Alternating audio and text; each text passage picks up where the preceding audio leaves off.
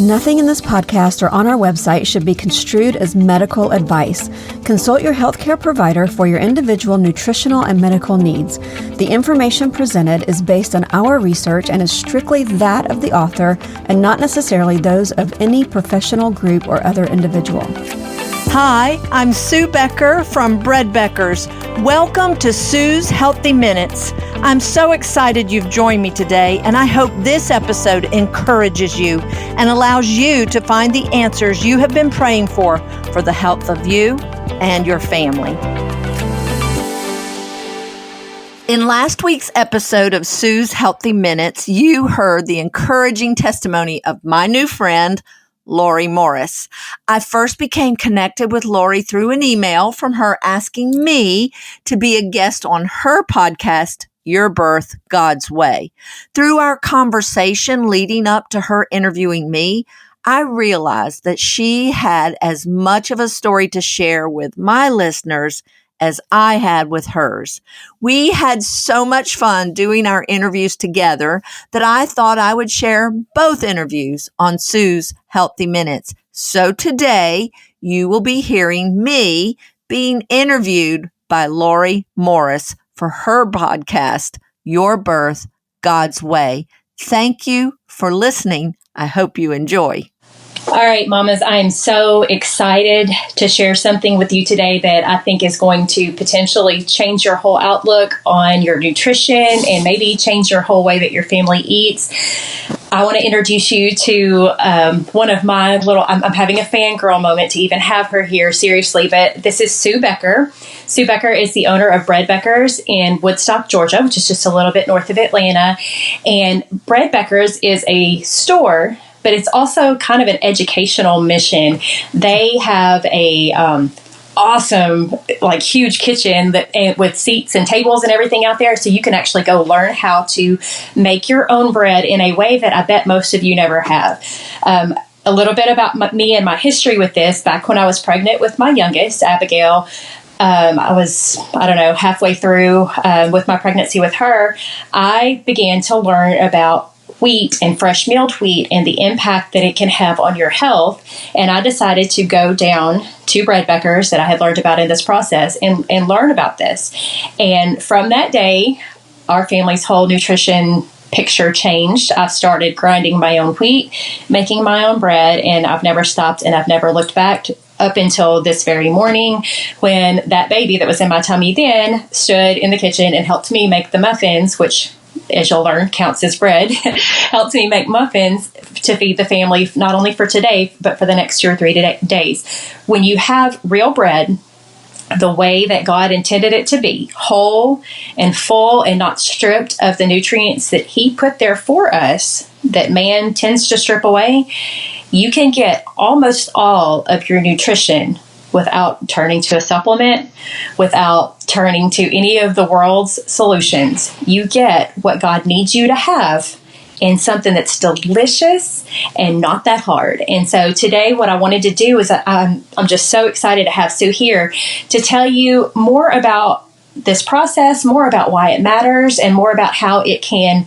truly impact not only your health, but your baby's health and potentially future generations. So I'm just going to stop talking and I'm going to let Sue start talking because she has so much goodness to share with you today. Yes, thank you, Lori, for having me on. It's such a blessing to share my story and the nutritional benefits of freshly milled flour and how I got started. And I guess it all started way back when many years ago when I graduated from high school. I loved science, I loved physiology, I loved biochemistry, and I went off to college, University of Georgia, as a pre-med student. Realized right away after I got there, I was like, what was I thinking? I wanted to be a wife and a mother. I knew that. And so I realized I didn't want to be in school that long, and I didn't want that type of grueling career after I graduated. So changed my major, got accepted into pharmacy school, realized I didn't want to do that either. And through the dean of pharmacy school, he led me to food science. It was an up-and-coming industry back then. And all of my biochemistry and physiology and sciences, they all transferred to my new major.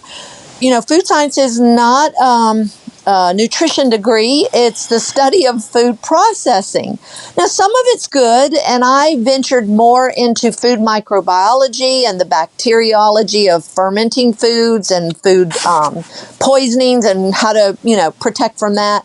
And so I worked as a microbiologist for Kraft Foods for nearly 5 years before I had my first child. But even after graduating from college, I continued to study.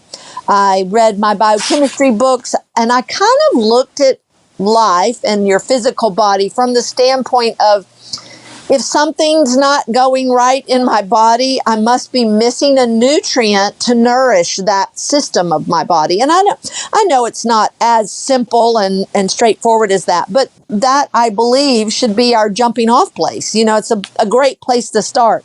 So I would read and study and just continue to learn. And I always believed in eating real food as the basic concept of my eating habits. And when we began to have children, I came home, became a stay-at-home mom like you, and began to homeschool my children as they grew a little older. And we ate real food, with the exception of our bread. And in 1991, I was introduced to the whole concept of milling my own grain to make my own bread through a journal, a medical journal, that was entitled "How to Greatly Reduce the Risk of Common Diseases." In this journal, the history of white flour was presented, and then a brief discussion on many of the common diseases that plague most Americans and how it was directly related to our consumption of this wonderfully processed, I say that sarcastically, processed flour. Now, my background in food science, I have no idea why I never made this connection, with my background in food science and then my avid study of biochemistry and physiology. I'm like, how come I didn't know that all these vitamins, minerals, and nutrients and fiber were missing in the bread I was eating? And, when I read the word enriched flour and enriched, meant on the loaf of bread that I was buying, I thought the food industry was doing us a favor because from a food scientist standpoint, yay, we're making this better than it would have been had the food industry not enriched it. And I tell you, my eyes were opened that day. And like you, I've never looked back. And here's what I learned, that grains are the most nutrient-dense food God has given us, but real whole grain flour spoils. Only when the grain is left whole and intact is it storable and retains all of its nutritional value. And only when they're freshly milled do they then give us all the life-giving nutrients that were contained in that seed. I learned that prior to the 1900s, most bread in this country was made at home. And then it was in the late 1800s, they discovered that if they took the very nutrient-rich bran away, the oil-laden germ away, and left only the white flour, the protein and starch, that the flour wouldn't spoil. So this led to the invention of the steel rolling mills, and that sifted the bran and germ away. But what happened shortly thereafter was an epidemic of diseases. And so learning this information, I'm getting a grain mill. We bought a grain mill for our family, and the health benefits to me were immediate and very noticeable. And it was really funny because, wanting to feed my family healthy and doing all the studies and, learning about eating real food and healthy food, I'd always read whole grain flour, whole wheat flour is better than white flour. So I kind of knew that in the back of my mind. But I was just buying the whole wheat flour from the store thinking that it was, an acceptable product. But the thing is, it produced very dry and gritty bread. Never would I've made muffins out of completely whole wheat flour, And so I didn't feel like it was such a great option. So when I read all of this and I bought a grain mill, I really thought that the freshly milled flour was going to be just like that nasty whole wheat flour I was buying in the store. And my idea was, I don't care. This is healthy. If we have to choke this down, we're going to eat this, And to my surprise, when I made that first loaf of bread, oh my goodness, not only did the wonderful wonderful smell filled the house, but it was soft and fluffy and delicious with no added white flour, no added white sugar. It was just so good. And for me, I'm an all or nothing kind of person. So I literally was like, if we have to choke this down, we're eating it. And we went all in. So white flour, white bread has not been in our house since 1991. The health benefits to myself were very immediate, very noticeable. First day, my constipation was gone. Had struggled with it most of my life, even as a young child.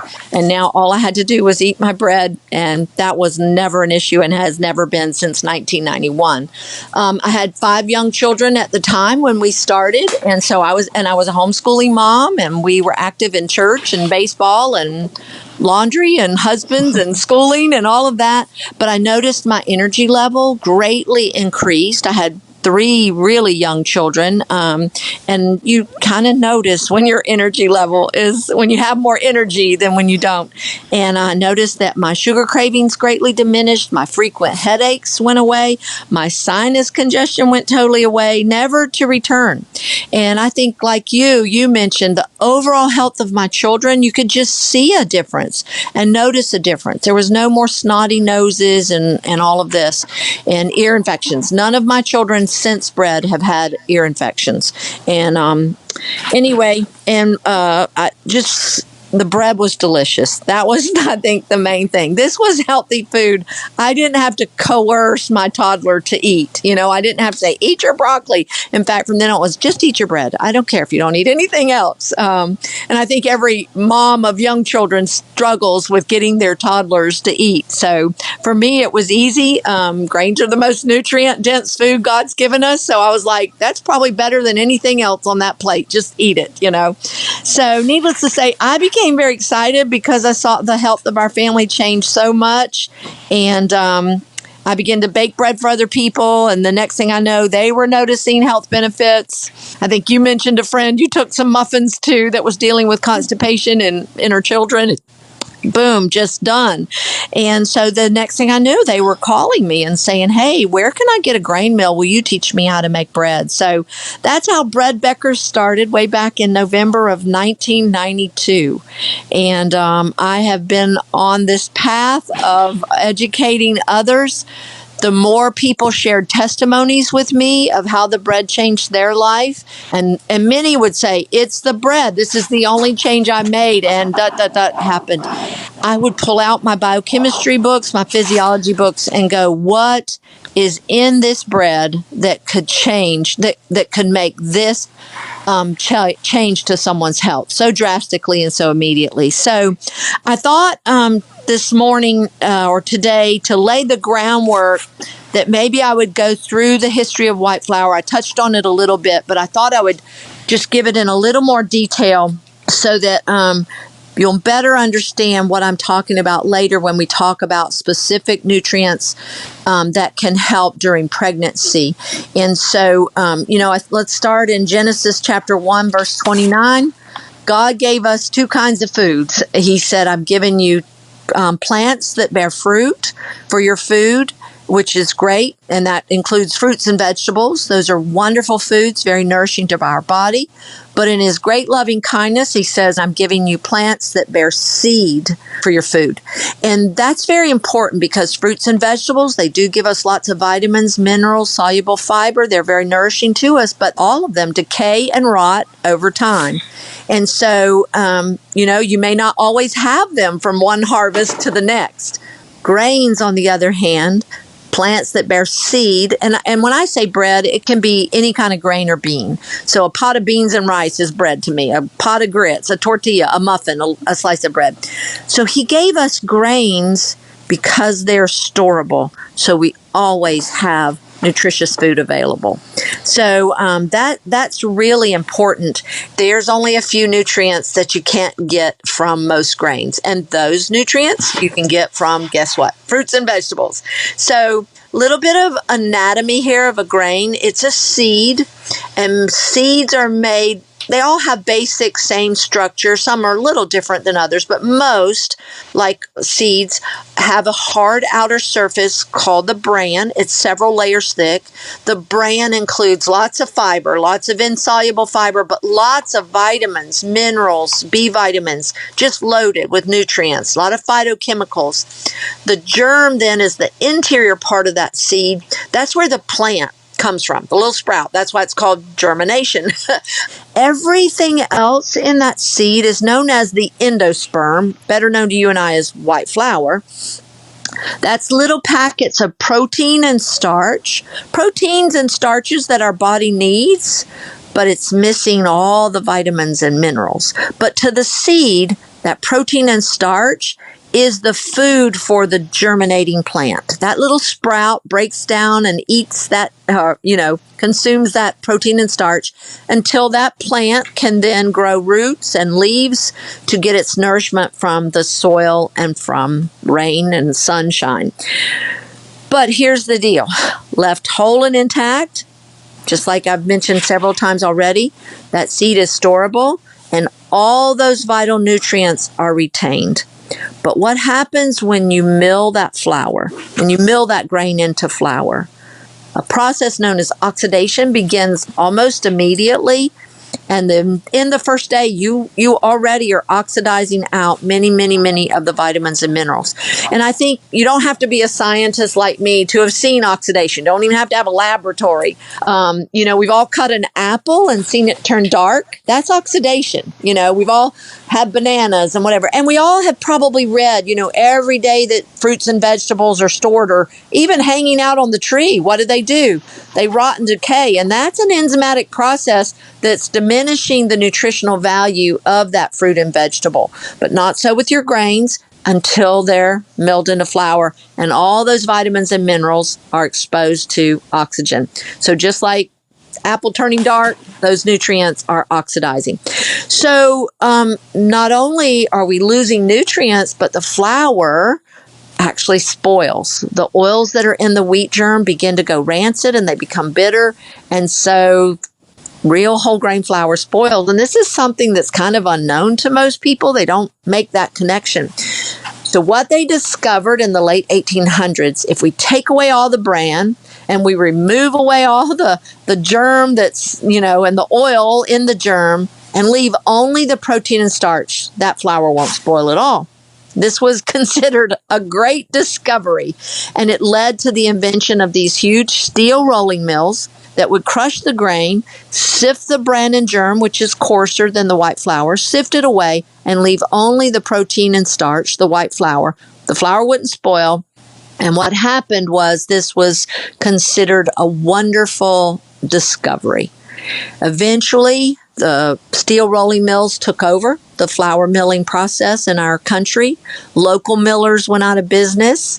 They moved out to the wheat fields out west, and white flour and white bread became food for the rich and poor alike for the first time in the history of the world. This is something that happened around 1910, and you'll never study this in your history classes, but it happened.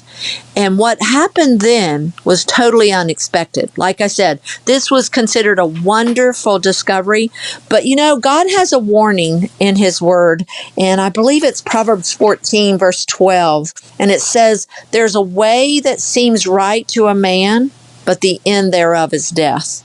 And what happened when white bread and white flour became, for the first time, food for rich and poor alike? 3 diseases became epidemic at the time. And this is why I felt so led to share this information, because they were B vitamin deficiencies. Beriberi. It's a nervous disorder. It is a B1 deficiency, which is thiamine. Pellagra was the 3rd epidemic disease. It's a vitamin B3 deficiency. Really plagued the southeastern United States. In fact, the first cases of pellagra were diagnosed right here in Atlanta, Georgia. There were over 30,000 cases of pellagra in the first year when they discovered it.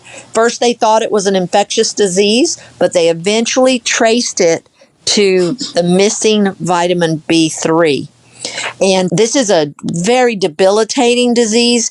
It results in skin eruptions, horrible burning, stinging skin eruptions, particularly around the nose, GI disturbances, terrible dysentery, diarrhea, abdominal pain, dementia, mental insanity, and finally death. In fact, it's known as the disease of the 4 Ds: dysentery, dermatitis, dementia, and death.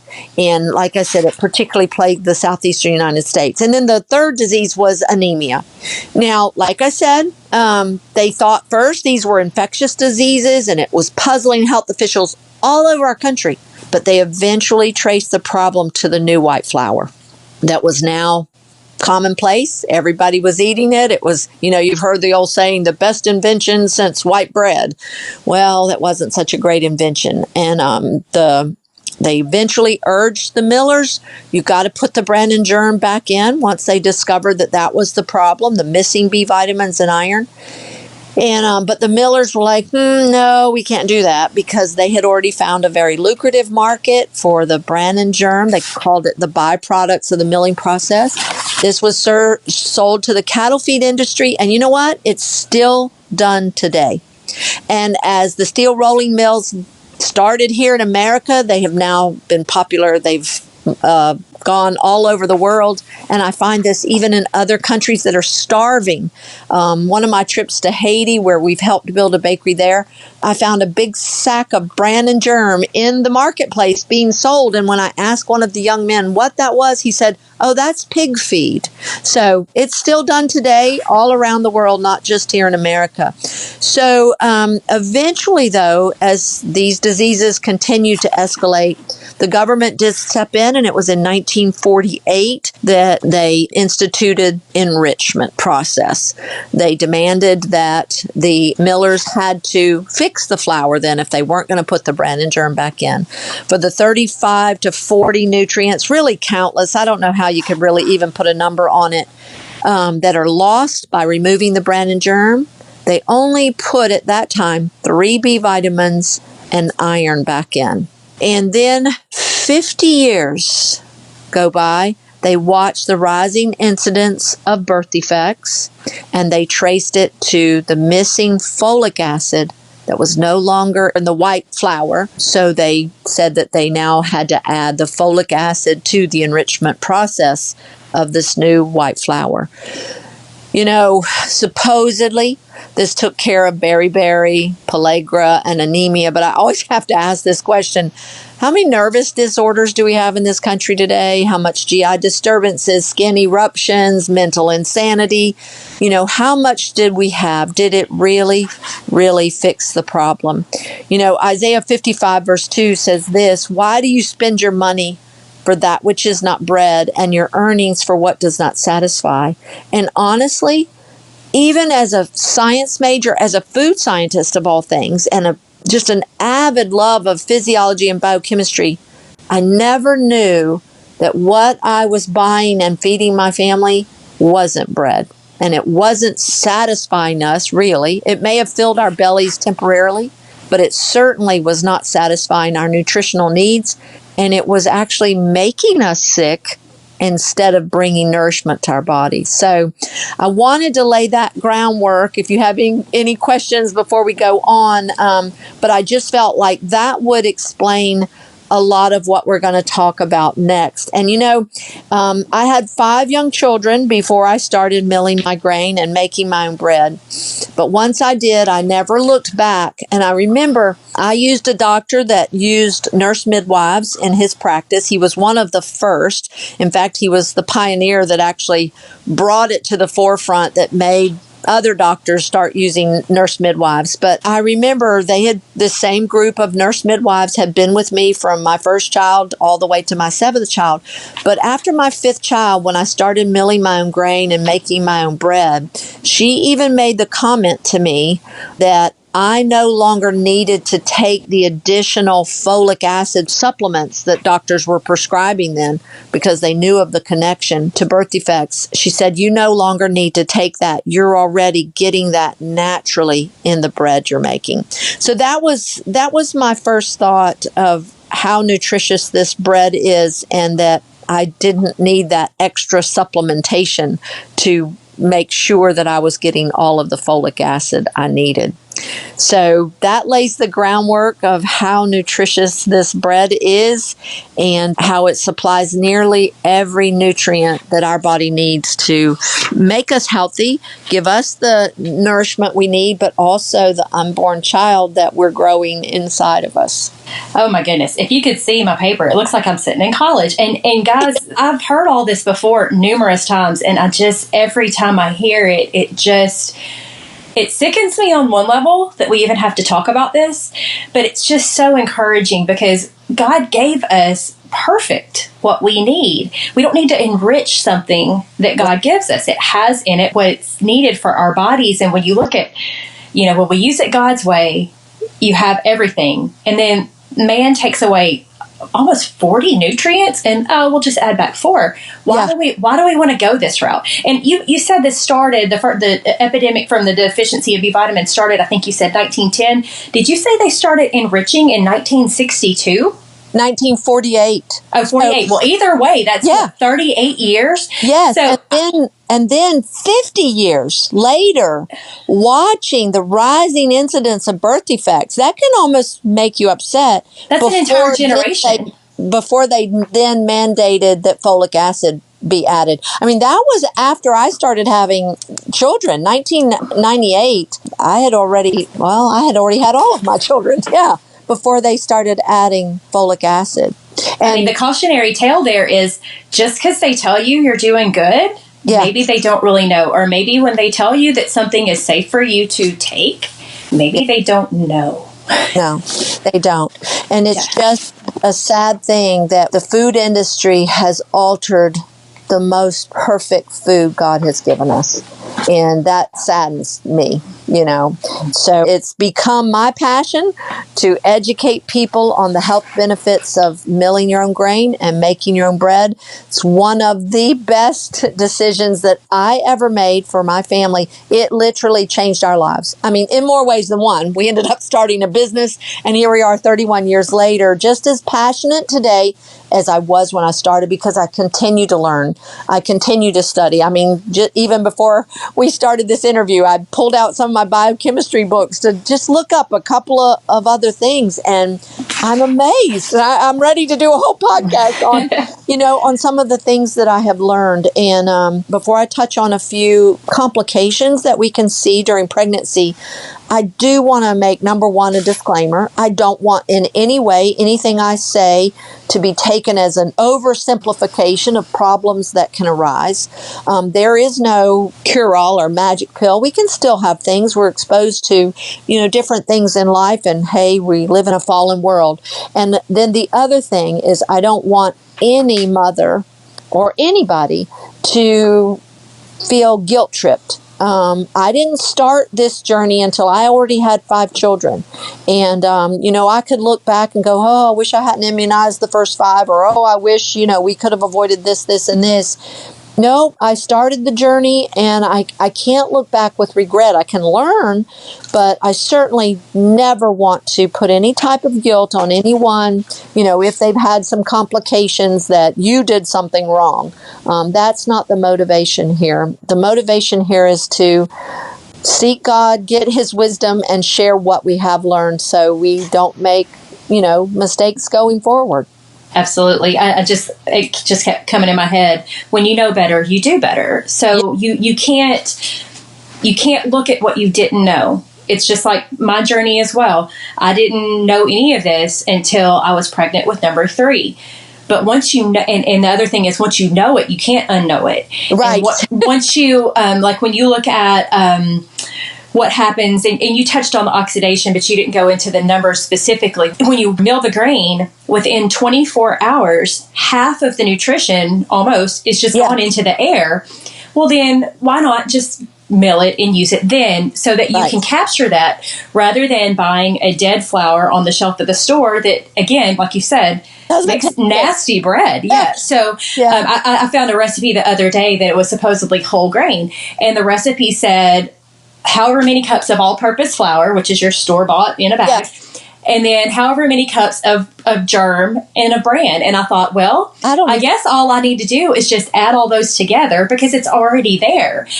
But they call that whole grain. It's or you could just have the whole grain. Yeah. And that's one of the reasons I had to write a cookbook, because I would buy, when I first started, I would buy these whole grain cookbooks, or, magazines would say, cooking with whole grains. And it would be white flour with a little bit of whole wheat flour, or maybe wheat germ or some bran added. And I'm like, that's not what I'm thinking. And so that's why, I put together our little recipe collection that you can get on our website. And then in 2016, published a book with over 100 recipes called the Essential Homegrown Flour Book. And because that's what I needed and wanted to do. But, it's interesting because we've gone over, these B vitamins, and I'm just amazed if you do a nutritional research or something like that, and you start looking at critical vitamins for this disease or whatever, if you start looking up food sources, most of the time it's wheat, whole grains, oats, wheat germ, wheat bran, it's everywhere. And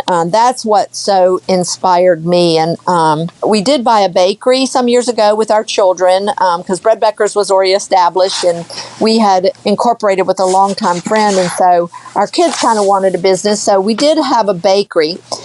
And we decided that we milled the flour fresh. As soon as the flour was finished milling, we stirred up the dough and they baked the bread. And once the bread is baked, the nutritional loss is minimal. I do want to reiterate that. So it's that freshly milled flour that oxidizes so rapidly. But anyway, so we sent our bread off to have it laboratory tested. We didn't want to just put, so much of the nutritional labels that we read on the back of products, it's just plugged into a database, and then boom, there's your nutritional amounts. And we didn't want to do that. We actually wanted to have the bread tested. And I still just laugh. The lab called us, the bakery, and said, what are you enriching your flour with? And we said, we're not enriching. And they said, no, you don't understand. What vitamins are you adding to this flour? And we said, we're not adding anything. We're freshly milling the flour. No, you don't understand. I mean, it was 3 or 4 times they kept saying, what are you fortifying? What are you putting in there? And we said, nothing.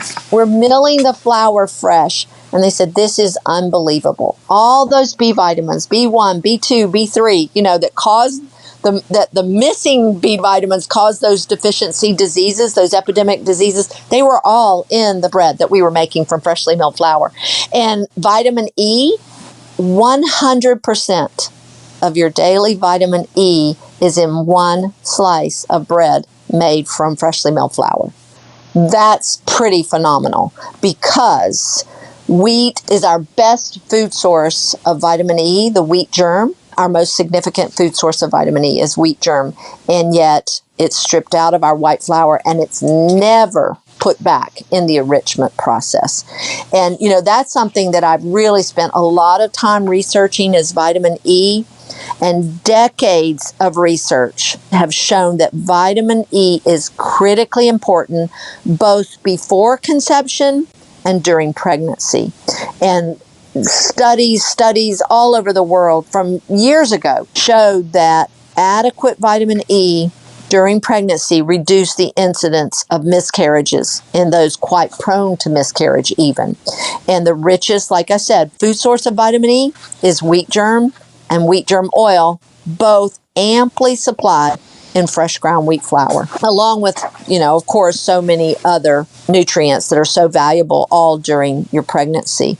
So that was one thing. And I think you and I mentioned in my interview with you, the vitamin E that our babies that were born after we started milling and making our bread, they didn't have the wobbly heads. They had noticeable muscle strength. And that I did my research, and that it can all be attributed to vitamin E's protection of every cell in our body, including our muscle cells. It will make your muscles stronger. It will carry over to even our babies as they're growing in the womb. If mom's getting enough vitamin E, then so will the baby. And unfortunately, in most refined foods, they're completely deficient of vitamin E. And that's sad. Whereas our real whole grains and beans, seeds, give us adequate vitamin E, not just adequate, but an ample supply. So that was pretty amazing to me when we had our bread tested and discovered that. I'm shocked by that. And it's just one more level of, the longer creation goes on, we make more discoveries that just prove again God's existence as the creator. And so the science of digging into these nutrients and what they play into and where they come from.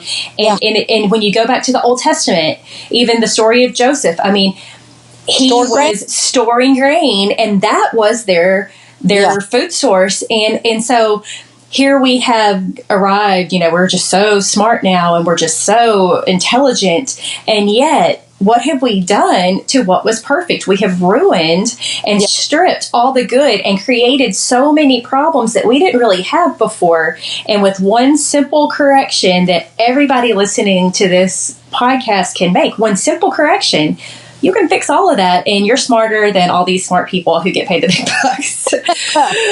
Yes, because when they tell somebody, well, constipation is just normal these days and there's nothing you can do about it, I'm like, what? No. $400 and a prescription to tell me that. It's just, it grieves me. It really, really grieves me. And I just can't tell you how many young moms I've had come to me with tears in their eyes and say, the bread saved our life. My son couldn't go to the bathroom. Something that simple. I mean, I could go on and on there. Warts are another big childhood issue, and even adults have them, but they're so common in children. And my studies have shown that vitamin E can get rid of warts. And I discovered that before bread. And I gave my children vitamin E supplements because, again, vitamin E protects the integrity of every cell in your body. And when the integrity of your cells are protected and strong, they're less susceptible to an invasion of a virus. This is important in more realms than just warts, if you want to catch what I'm saying there. So warts are a virus. So if the integrity of our cells are strong and less susceptible to a viral infection, then less susceptible to not only just getting the virus that causes warts, but if we already have that virus and warts, then it can help us fight those off. And I knew from my studies about vitamin E, like I said, before bread, and I gave my children vitamin E supplements. 2 of my children have warts, and their warts, after multiple visits to the doctor to get rid of them, to no avail. I'm talking months and lots of money. I learned about vitamin E, began to give them supplements, and within just a couple of weeks, they were gone.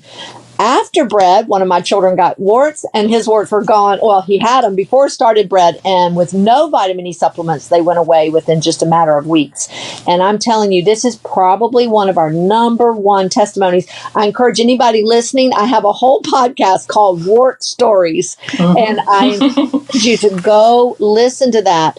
It is so powerful, like I said, not just about warts, but the protection of any virus. And I think that's why I saw a decline in the snotty noses, the ear infections, and just the overall health of our children. They just didn't seem to get all those sicknesses again. But I mean, we have wart stories of 500 warts that a child had for 5 years go away, and she had them burned off. She was on multiple medications. The mom says she's currently on ulcer medication. They think it could be stress related.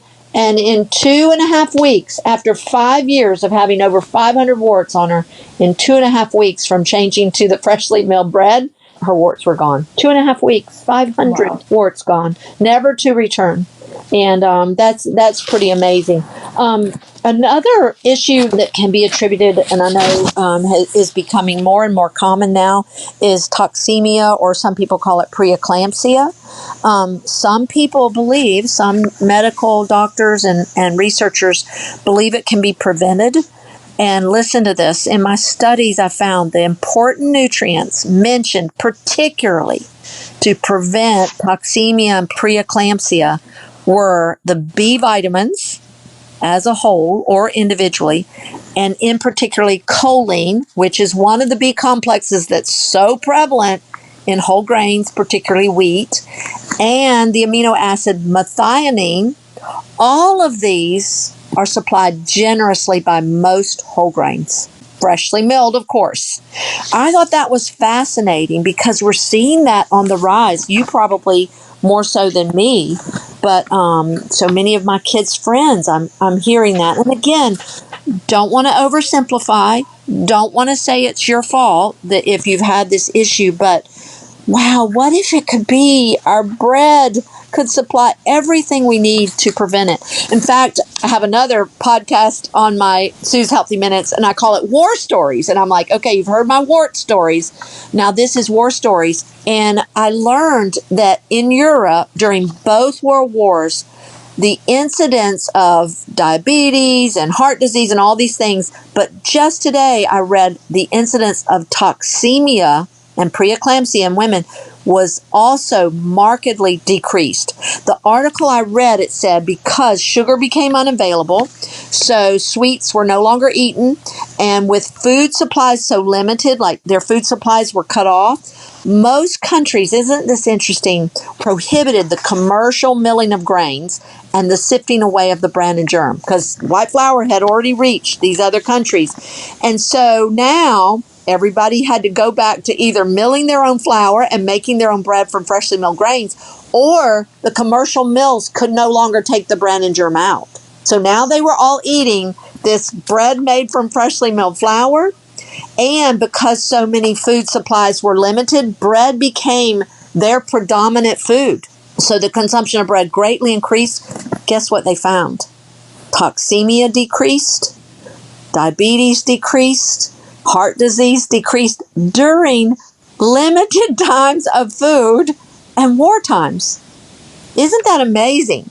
That you would think where maybe people are going a little more hungry and without all the fancy foods, that you would see more prevalence of disease, but that was actually the opposite. Unfortunately, when the war ended and resources became more readily available, guess what they did? They went right back to the white flour, and guess what? These diseases began to increase again. I just thought that was just so fascinating that I had not seen that part of my war stories before, that toxemia, pre-eclampsia, actually decreased as bread consumption, real bread consumption, let me make that clarification, increased. Isn't that fascinating?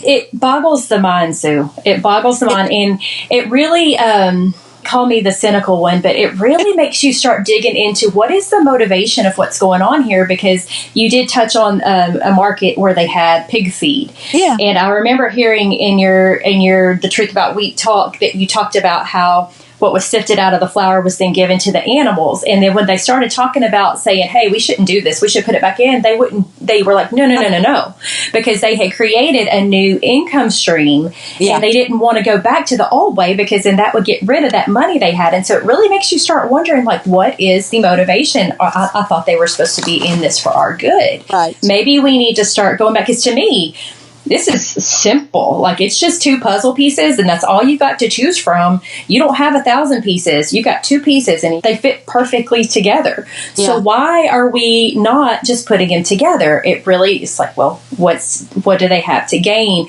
You got to pull away from this worldly, quote, wisdom, which is the opposite, and look at the simple truth of what God has given us. And one thing I would like for you to touch on just a little bit, because I'm sure statistically speaking, out of the people who are listening, someone in here has been told that they're gluten intolerant. And they are sitting here listening to us going, these people are crazy. Wheat will kill me, or it makes me hurt and all this. Could you touch on the gluten intolerance, and then also how that relates to celiac and the people who have maybe been told they were gluten intolerant that can eat this kind of bread? Can you kind of go into that a little bit? Yes, I will. And, I want to say one thing. We have so much information at our fingertips, and in so many ways, I'm very thankful for it. But at the same time, we have very much false information at our fingertips. And when I read this information in that medical journal 32 years ago, I was a science major. I had the background. I had the knowledge. Why didn't I put the pieces together, puzzle pieces together before? But what so struck me with that information is 2 things. It was scientifically sound, but it was biblically sound. Mm-hmm. And that's what I'm seeing with the whole anti-grain, anti-gluten propaganda that's bringing people back around They're questioning it. They're going, wait a minute. This is not biblically sound. Jesus compared himself to bread, so what's going on? Now, a lot of people are being told, that wheat is genetically modified and all the things that have done to the genetic modification of grain. It's not the same grain that Jesus ate and he compared himself to. That is not technically correct. There is no genetically modified wheat sold in the United States of America, even worldwide, that I know of. Wheat has been crossbred. In crossbreeding or hybridization is very different from genetic modification. It is crossbred with other wheat varieties, and there's nothing wrong with that. And I can't remember the doctor's name that studied 100 years of wheat seeds, because we have wheat seed banks, and he studied over 100 years of wheat seeds and found that there was no more gluten-forming proteins in wheat of today than there was 100 years ago. So that's somewhat of a misnomer. But let's talk about what gluten is first. First of all, gluten is not contained in grains. Gluten is a culinary term more than anything for the stretchy substance that forms when wheat flour is hydrated. Okay?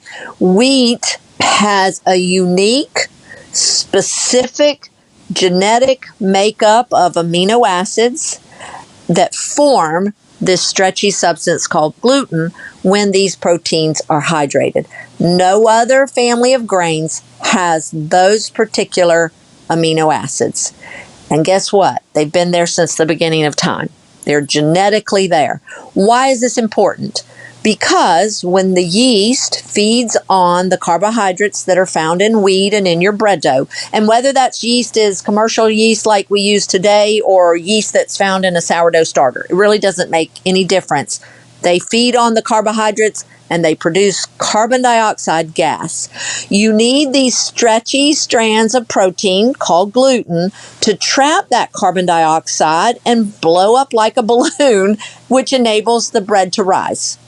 So that is why, since the beginning of time, wheat has been the family of grains that's used for making leavened yeast breads. It's always been there, okay? So there's not some Franken wheat, this is not some evil thing that's been modified to be in there.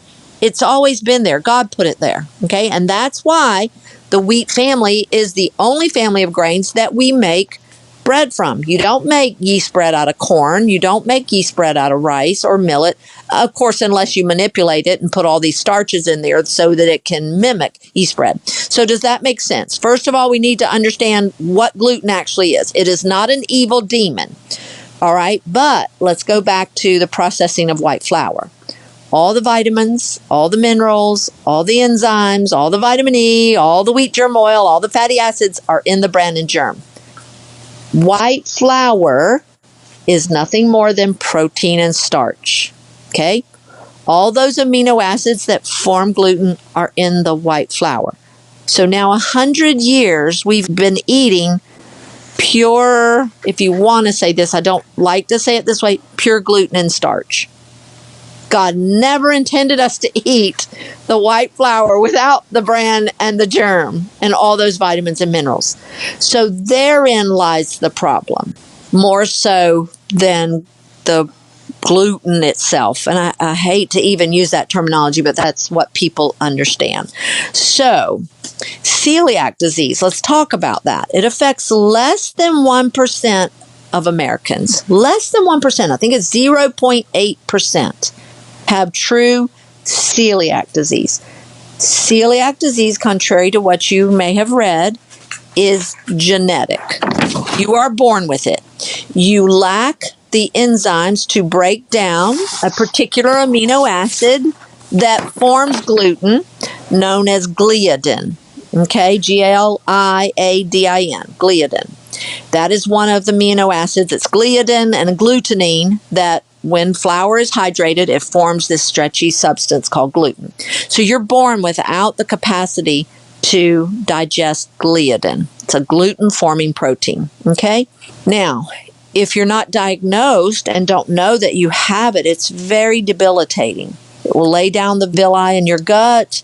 It usually causes anemia. You're very sickly. You have abdominal pain. You have all these issues. But typically nowadays that more and more people know about it, you're typically diagnosed by the time you're 7 to 10 years old, maybe even younger now because of the more awareness of it. But it's not a very common disease. It's actually quite rare, true genetic celiac disease. I know a few, but it's quite rare. What is happening in America today? We've been living on pure protein and starch. And so we have compromised digestion. I go over this in one of my podcasts on digestion. You know, this is something people don't realize. Gluten is nothing more than proteins found in wheat, so amino acids. That's all it is. But again, I want to reiterate, we were never intended to eat it without the bran and the germ and all the vitamins and minerals. When we go through the process of digestion, proteins are digested in the stomach. They need a very acidic environment to work. But do you know what we do in America? One of the most common drugs we take is what? Antacids. Antacids. So we are compromising our digestion of proteins right there. And yet we're blaming the most nutrient-dense food God has given us on something we may be creating ourselves. First of all, eating bread that's only made of protein and starch, and even the whole grain bread. People say, "Oh, but I can't even eat the 100% whole grain bread in the store." Well, you need to check out the label on that because, first of all, it's made on those same steel rolling mills that make the white flour, and they just add back some of the bran and germ to be called whole grain. But if you read the label, the third or fourth ingredient is gluten. You can isolate those amino acids out of wheat and then dehydrate it and powder it, and it's known as vital wheat gluten. They add a massive amount of that to your 100% whole grain flour because in the food industry, it's not considered flour. So you're eating much more protein and starch than God ever intended from you. You've upset the fiber to flour ratio. Does that make sense? So now we are having these digestive issues breaking down these proteins. And if you don't break down proteins properly, guess what they're going to do? When they get to your colon, they're going to lay down that villi. So now we have people 20, 30, 40 years old saying, "Oh, I have celiac disease." Well, unfortunately, the medical community diagnosis is so much based on symptoms. So you have all the symptoms of celiac disease, but you're not a true genetic celiac. That should bring you hope. So all these gluten intolerances and wheat intolerances and grain intolerances, I don't deny that there's probably some sensitivities. I have a feeling it comes from eating the quite denatured and commercially milled flour products most of your life, and now all of a sudden you go, "Oh, I can't eat wheat. I can't eat this." The sad thing is so many health officials, they're not differentiating between wheat and the bread and flour products you're finding in the store. They're calling that wheat. That is not wheat. It's made from wheat, maybe, but it's not wheat. And that saddens me. The good news is, though, and I finally found an article, a scientific study on this whole celiac phenomenon, and I loved it. They titled it Non-Genetic Celiac Disease. And you know what their cure for it was? Probiotics and real whole grains. How about that? That's encouraging to me, isn't it to you? And I wish I could tell you how many people that are not true genetic celiacs, and I want to clarify, genetic celiac disease does indeed exist, and you will never be able to eat wheat, whether it's freshly milled or not. Good news.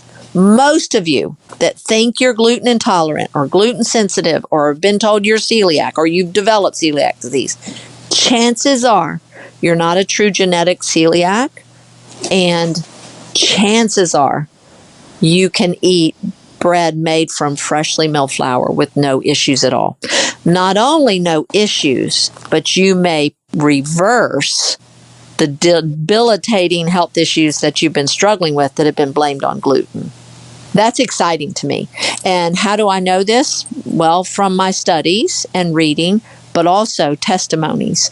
When we had our bakery, our son ran the bakery and baked the bread, and he started doing farmers markets.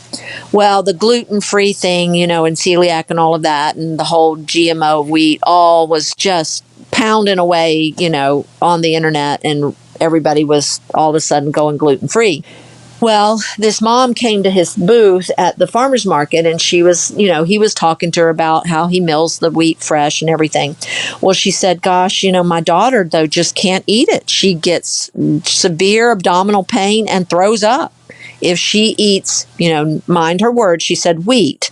But what she was talking about was bread from the store that contains wheat. And she goes, and we've tried some of the gluten-free breads, and my son made a gluten-free bread, and she goes, yours is the best, but she still doesn't like it. It's not soft. She just wants a sandwich. So my son talked to her about it and everything, and she said she's not genetic celiac, but she has severe pain whenever she eats anything with, she kept saying, gluten in it. So she looked at my son that day and she said, you know what? I'm just going to try it. If it hurts her stomach and she throws up, then we'll know. The next week at the farmer's market, that little girl, 13 years old at the time, came running up to my son's table. Mr. Dave, I love your bread. I ate a sandwich every single day, and I've had no stomach ache, and I did not throw up not one time. That brought so much hope and joy back to that little girl. And so that's what I want to leave people with is please, please, please pray about it, seek God's wisdom. And if you don't have a true genetic celiac diagnosis, I want to give you some hope that you most probably can handle freshly milled whole grain flour, even wheat. Had another mom where somebody asked me a question in one of my classes. I think it was even pressure cooking. It wasn't even a bread making class. And they happened to ask kind of like what you just did about gluten and everything. And I explained a little bit. Well, I didn't know. There was a mom sitting in there. Child had significant health issues on all kinds of medication, had been told to go gluten-free and dairy-free, all the big no-nos, yet God says he was taking us to a land of milk and honey. So anyway, she had gone gluten-free, but she heard me explain that. And I did not know. She bought a meal that night and went home and said, we're going to try this.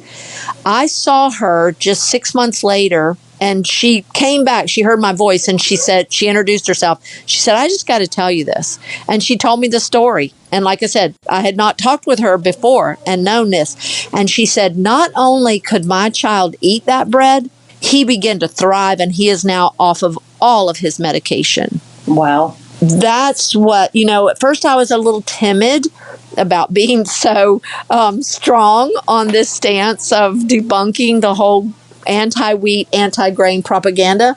But now I'm getting a little more boldness as more and more people tell me I can do this. And not only can I do it, it has healed me.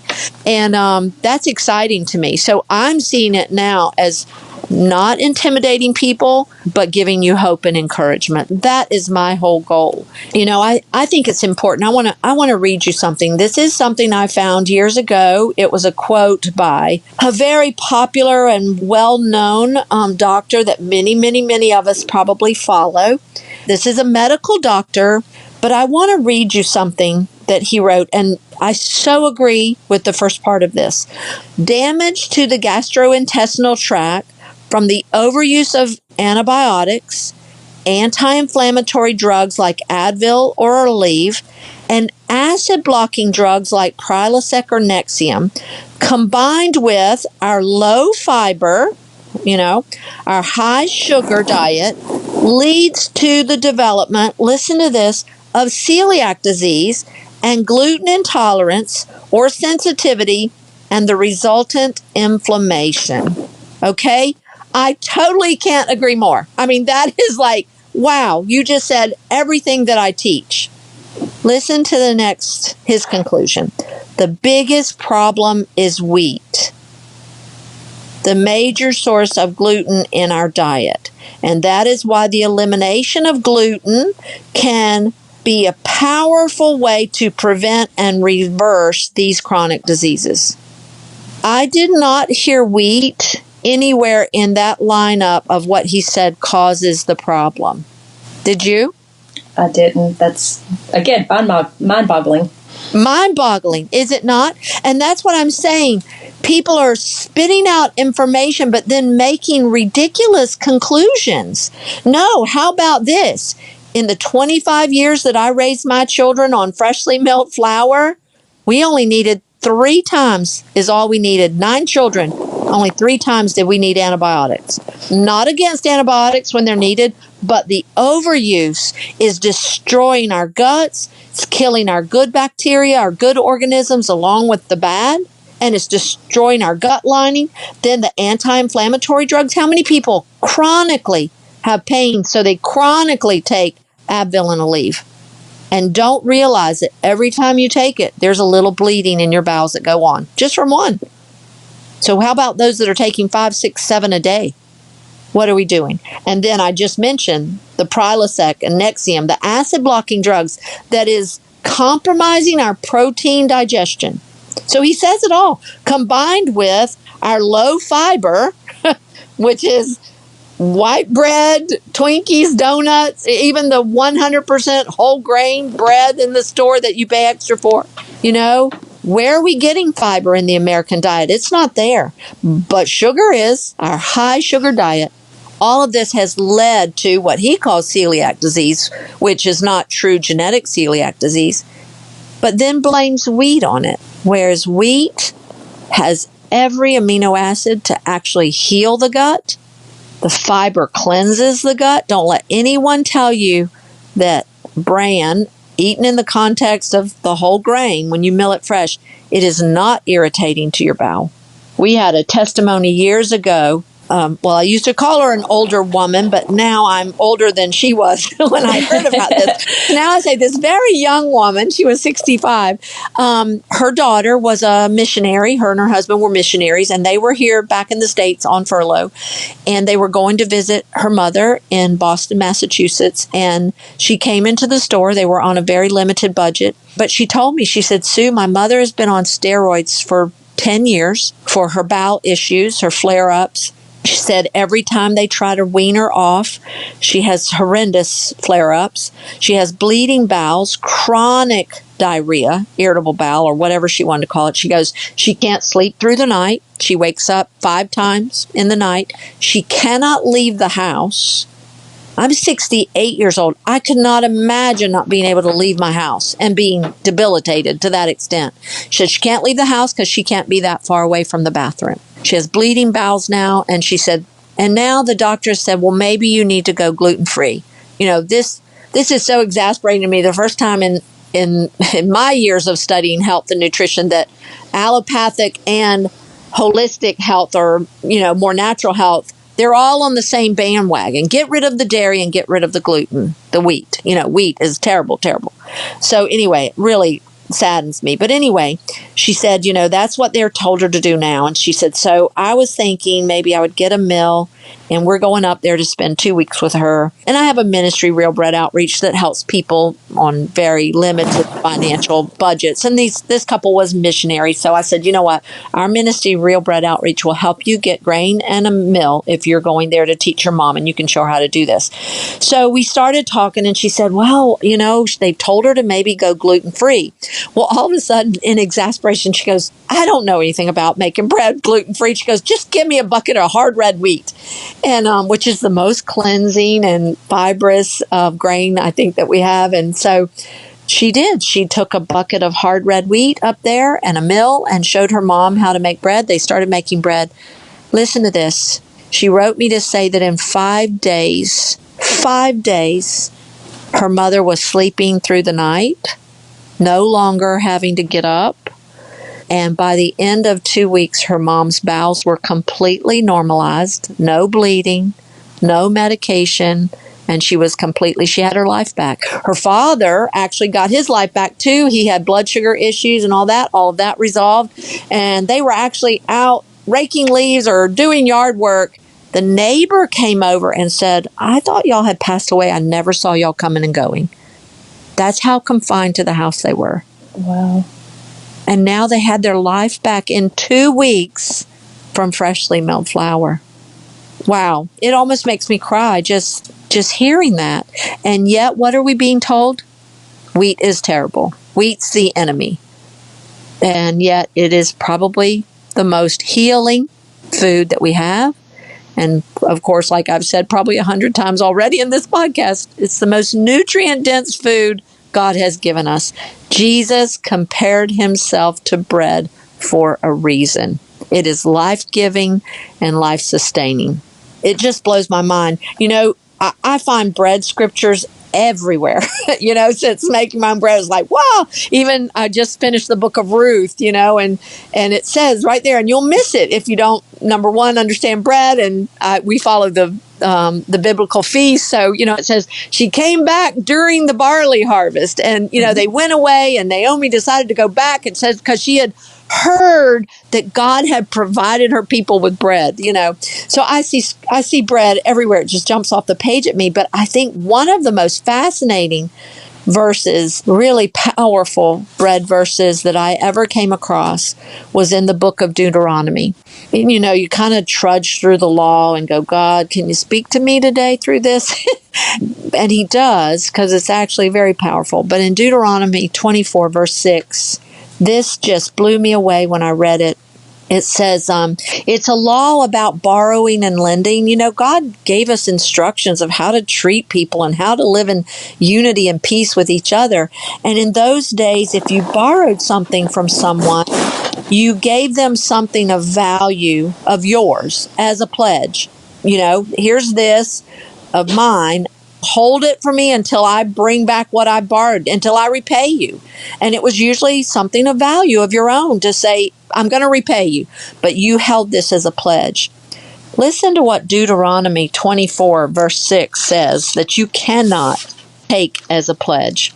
It says, do not take a man's upper millstone as a pledge. In other words, what you grind your grain with, for you would be taking a life.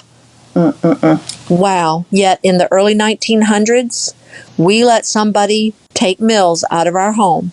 Bread was the first food that was altered and commercially processed, was the first food that its production was taken out of the home, and they've been taking our life ever since. And I think it's so much about just this convenience factor. We've overpacked our days to where we are willing to give some things up to not have to do so much. But the things that we give up are the things that we need to keep, and the things that we're trying to squeeze in are maybe the things that we can really let go. Exactly. And I think we saw that a little bit with COVID. If COVID did anything, it kind of brought us back home and made us think about things again. But then unfortunately, kind of like, when the war ended, we go back and, people say, oh, I can't wait till things return to normal. Do we really want them to return to normal? For many of us, the very things we were hoping to get out of our life, they did, but now we're wanting them back. So, you ask, what's propagating all of this and why is it happening? In the food industry, it would be greed and money. Because even things like, I understand wheat, that it's spoiled, so that one kind of made sense. But like salt, why is it refined? Well, they strip the minerals that are in naturally mined mineral salt. They strip those minerals away, leaving us with just sodium chloride, and they sell those minerals to other industries. And that's done over and over and over. But then you hit the nail on the head. We think of it, hallelujah, this is a great discovery, and we buy into it. They only can sell marketable products.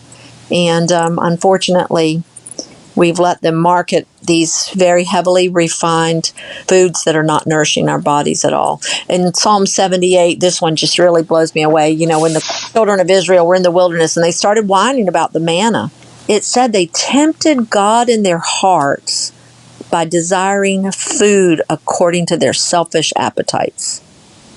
Whoa! That's pretty powerful that, we've altered God's perfect food and then we wonder why we're sick, and then we cry out to Him to heal us. I wish I could tell you how many times people have told me they have an issue in their life, a health issue, warts on their children, or this, that, or the other, and they cry out to God for an answer, and then they stumble across our website or our teaching or Real Bread, the Staff of Life video, and that's their answer. And they probably call it coincidence.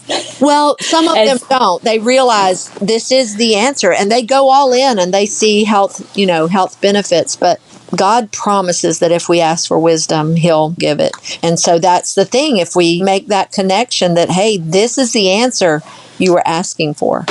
And it really blesses me when people tell me that, because then it's such a privilege to be an answer to God's, to someone's prayers. And it's such a blessing. And I really appreciate you having me on. And I hope that maybe the information shared today is an answer to someone's prayers. I get a lot of messages, or I have some questions on my Facebook group asking people, how they found me and things like that. And one of the repeated things that I hear is that it's just a relief to have someone not ignoring God in a process. Because Wow. the world of maternity care, that's one of the biggest reasons I started the podcast, is because it seems like Christians are faithful in pretty much everything, but then over here in a separate section is where we keep our medical stuff. Yes. And that's something different. And the doctor's the one that answers those things. And we pray for healing, but then what's the doctor say? What's the doctor say? What's the doctor say? Right. And we forget that we have this complete book that has lasted the test of history that gives us information that we need that can help us find what He meant for us to have anyway. And instead of having it divided, why do we not bring these things together? And so women find my podcast, and it's just a breath of fresh air that we can talk about having babies and God at the same time. Because guess what?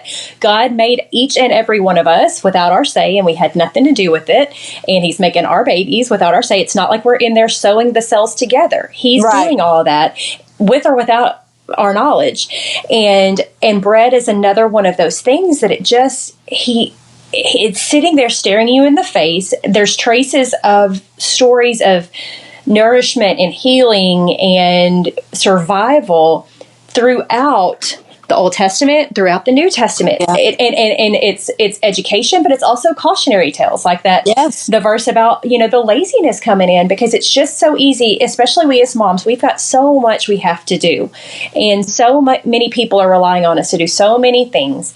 And so we look for things to be able to get off our plate. But there's some things that really should be the main things on that plate. And the world will twist the truth to where, like you said earlier about, they'll call store-bought bread and they'll refer to that as wheat, but that's not wheat. No. And so all the way back in Genesis, Satan sold us a lie, and all he had to do was change one word. Or he sold Eve a lie. He changed one word because Eve says, God said, we will surely die. And Satan said, you will not surely die. And that one word changed everything. And so you listen to all these experts, like you said, that say, all of this is being caused by A and B. So take out C, the wheat. Well, A plus B doesn't equal C. And we know that. And so we have to really take a step back.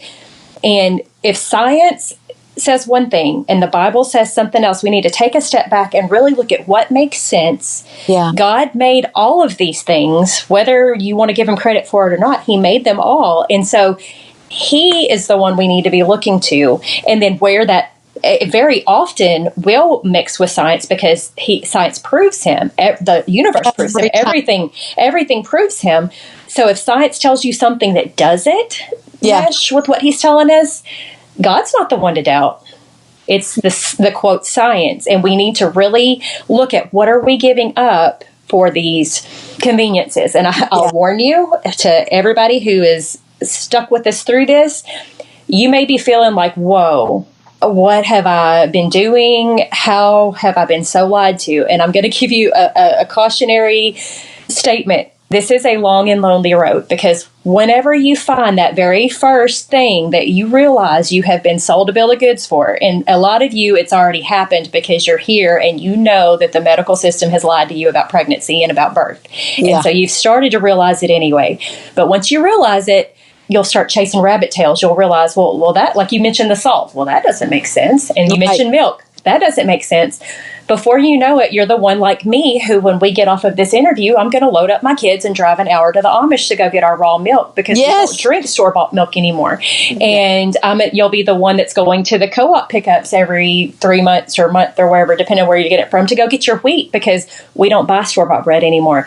And you become the crazy person. But you know the beauty of being the crazy person? You're closer to God. Your faith is stronger than it's ever been, and you're healthy. Yes. Hallelujah. And it's a beautiful thing. So just don't be discouraged by this. I hope that you have found the encouragement that I wanted you to have. I wanted to do like 12 different topics of podcasts. I only have 2, but I wanted to do one about bread. I even wanted to open a store here, because I just want to teach people the health that they're missing out on. And it's simple. This is not buying some huge diet plan and changing everything. This is easy. Everybody loves bread. You know, when you go and the people who aren't eating bread, they're like suffering. They're like, I want a roll and I can't have it. You don't have to be that person. No, you don't. And so it's a beautiful thing. And so, and you mentioned COVID and how that made people do things different. And now they're getting back to normal and leaving the good changes they made behind. And last night, or maybe it was just the day before yesterday, I went to your website for your classes. And there are openings in your getting started classes. And my mind was blown, because I've been telling people you can't get into these classes. And that tells you that people are starting to forget that this is important. But the beauty of that is, all you lovely women who are listening to me, if you are anywhere near Atlanta, Georgia, I mean, even if it's 2 days, I'm telling you, it is worth it. For one thing, go to the class just because it's fun and you learn a lot.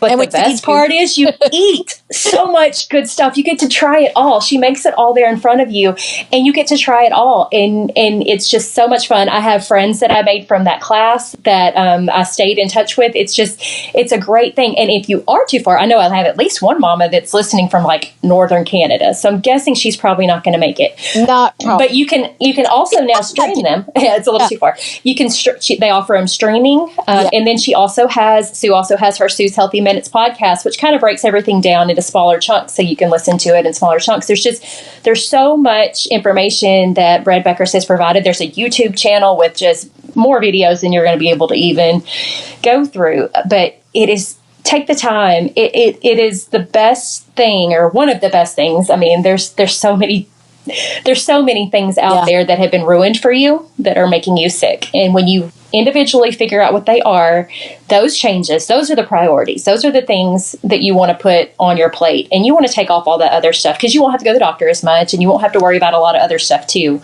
And, you know, a lot of you are pregnant and you're probably constipated while you're listening to this and wondering why you can't poop. And you don't realize that there's a lot of hormonal things playing into that as well. But bread alone, real bread, can fix it. And you know, this kind of falls into, I talk about this kind of stuff. It's in the can't hurt, might help category.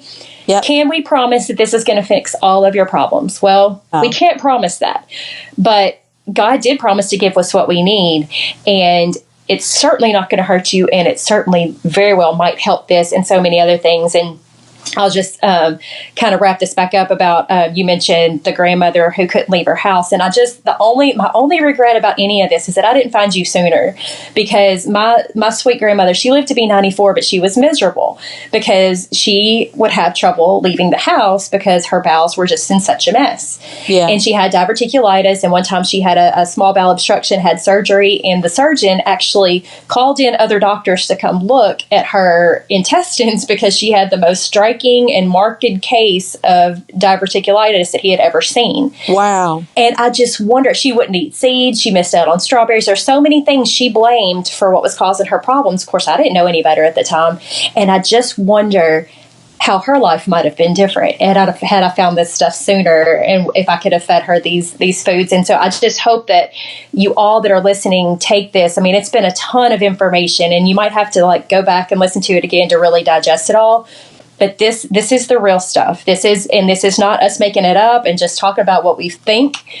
God tells us this. And so truth can be found. We are told in his word, truth can be found, but it's not in worldly, quote, wisdom. It is in his word. And everything that we've said here, you're going to find, and you'll find, like Sue said, once you kind of start looking for it, once that layer of the onion is peeled back, as you read scripture, you'll be like, oh, well, how about that? There's that. You'll read about barley and flax and all these different harvests and the timing of them. Even in the plagues, you look at the timing of the plagues and what got killed by the hail and what didn't and what was there later. And it's just like, it makes sense, Yes. So it's really an encouraging thing, and it's a faith building thing. And I'm like Sue. I could talk about this all day, but yes, not everybody's as excited as we are, but you're going to get there. I promise. Once you see the difference, you will be where we are a couple years down the road. And you know what? In closing, I'll say this: I am more excited today, if that's even possible, than I was 32 years ago when I started. And how many healthy eating things do we do that we're still doing 2 weeks later, much less 32 years later, and still excited about? I've never looked back. I want to encourage people. We will help you on this journey. We do have a YouTube channel, Bread Becker's YouTube channel. Go to our website, breadbeckers.com. I encourage you to subscribe to our email newsletter. You can do that on our website. We only send it out once a month, but then you can see when the classes are coming up. We do offer some of them live streamed. We aren't live streaming this one this time, but we already have Getting Started class on our website and our YouTube channel. Go listen to Sue's Healthy Minutes, and on our YouTube channel we have the full video, Real Bread, the Staff of Life. That will blow you away. And so I just want to encourage you. You can do this, and it is the most important thing outside of accepting Jesus as my Savior and marrying and having my children. That is the most important decision I've ever made in my life. And my little grain mill that sits on my counter is still the most important appliance in my house. I say that phrase, you just used it, you can do this. That is kind of my phrase about people who are wanting to have their babies naturally. You can do this. God made you for this. You can do this. You can make bread for your family. And I said earlier, and I didn't mean to be discouraging, that it's a long and lonely road, but you will find your people, and you will find that there's people already doing this, that you don't realize it, and they don't talk to you about it because they don't want you to think they're crazy. Yeah. But you can then be crazy together, and it's fun. And there's Facebook groups, and there's all kinds of different networks where you just learn and you learn and you learn. Like we said earlier, there's a lot of information out there that's bad. But once you know what to look for and the words to use to find it, there's a lot of good information out there too. And it is doable, and it is worth it. And I just promise you won't regret it at all. So I cannot thank Sue enough for spending this time with me. As I said before, I'm a fangirl because she is just like the bread lady, but she is a few, like you said, when you met the lady and you called her old lady, she's just a few years down from where I am and where we all will be soon. And she's lived it. And the reason that she is more excited about it today than she was 32 years ago is because it's just affirming. It's faith affirming. It's kind of like once you realize the truth about birth, it's easy to weed through the nonsense and realize that, no, this makes sense. God made us, like every little thing that before was like, it all adds up into a beautiful masterpiece. And this is just one more little piece of that you can now plug in and give your body whole good nutrition. Some of you are listening, you don't even know you're pregnant yet, but guess what? You'll have the building blocks there, because most of us, by the time we know we're pregnant, our babies, all their organs are already formed. Yeah. And we didn't even know they were there yet. So you can now have the tools to make sure you got your preconception nutrition there, your prenatal nutrition there, your nutrition through your breast milk, which the world tries to tell you is not complete. Guess what? It is, especially when you give your body whole nutrition.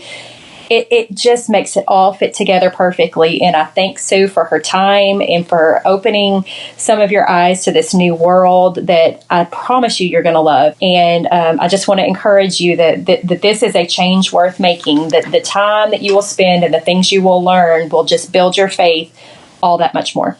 Yes, yes. And we have co-ops all over the southeastern United States. So that's I was going to mention that. Thank you. Yeah. I'd forgotten that. Well, I forgot it too. And I was like, well, I don't want to interject, but that's a way of finding people in your area. So you can go to breadbeckerscoop.com and find one in your area, and we deliver, but it'll put you with a group. Yep. And you also, not to pull away from Sue, because I want you to learn from her, because I haven't found a better source. But if you're too far for the co-op, like let's say you're in the northern, northwestern states, that's where they grow the hard wheat. And up in the Midwest, so there's very likely a place near you that you can get the wheat if you're not within the range of the co-op, so that you could have these benefits too. That's one of the first questions people say, well, where do I get the wheat? It's there. You just haven't been looking for it. I promise it's there. It's there. And you will be surprised. You start making bread, next thing you know, oh yeah, I do that. And so it's funny. Yeah, so thank you. Thank you, Lori. It's been a great afternoon. Thank you. Sue's Healthy Minutes podcast has been a presentation by the Breadbeckers Incorporated, located in Woodstock, Georgia. For more information, store hours, and learning opportunities, visit breadbeckers.com and follow us on Facebook and Instagram. Make sure to subscribe to this podcast and never miss an episode. Share this with 2 friends who would benefit from this information, and be sure to join us again next week for more of Sue's Healthy Minutes.